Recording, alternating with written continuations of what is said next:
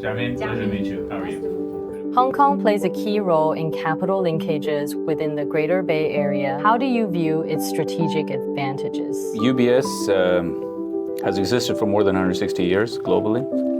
We've been in Asia for more than 60 years, specifically starting in Hong Kong. We've been in mainland China for more than 35 years. So we have a long history throughout the strong momentum days and maybe also through the trough days of Hong Kong. And one of the things that we have learned is it is a very resilient place to do business.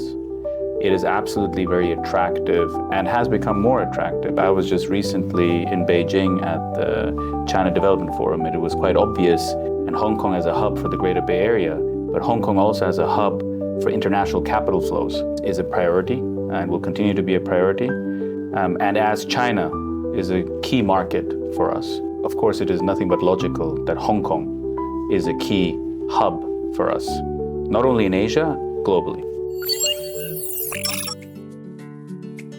Look, I think Hong Kong has been doing quite a lot, be that around family office reform, the stock connect that exists with China, also attracting international investors, family offices, and so on. You can clearly see there's a lot of emphasis in Hong Kong to welcoming global players to play a role here in Hong Kong, as much as being the hub to China and from China.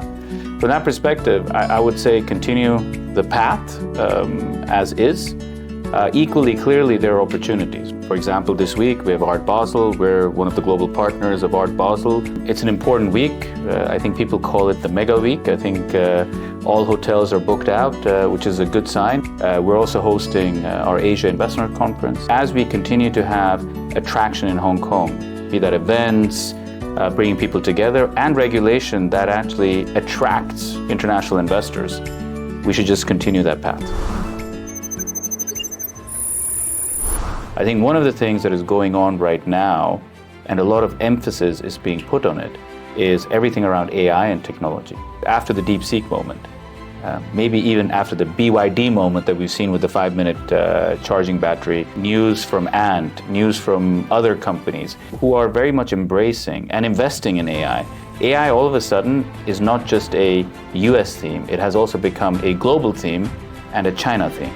Once you had the DeepSeek news breaking, now that you can see AI can be developed with also Chinese chips, as we just now saw yesterday in the headlines in Bloomberg. And you see a reinvigoration of the theme around technology, around Chinese tech.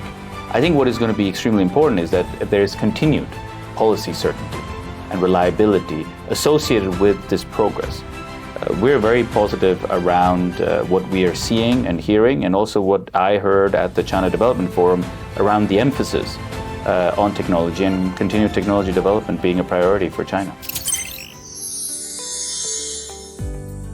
Since September last year, that the economy is a priority for China, with the view of sustainable progress around the economy, and the measures that are being taken, be that related to local debt, be that related to the real estate market, and most importantly, consumer demand, are all going in the right direction.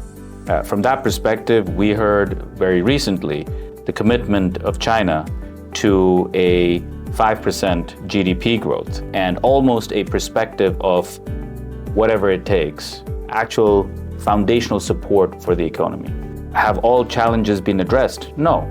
I think it's a process, but I think the process is, since September last year, on a good trajectory, and we'll continue to follow this in mainland China and Hong Kong that exceeds 5,000 people. So we're not an insignificant market participant here. When we look at our trading volume share on the CSI, it is probably the largest. So we clearly play a significant role through our securities business, as much as through our joint venture with ICBC on the asset management business side, and our expansion plans in terms of wealth management. We believe with all the plans that we're seeing, as consumers come back and there is more confidence, already being seen by the virtue of the investments going into China tech, for example. All of that is positive for our business. And as long as there's policy certainty and reliability, investors will come back and will continue to participate in this very significant market. It is the second largest economy in the world.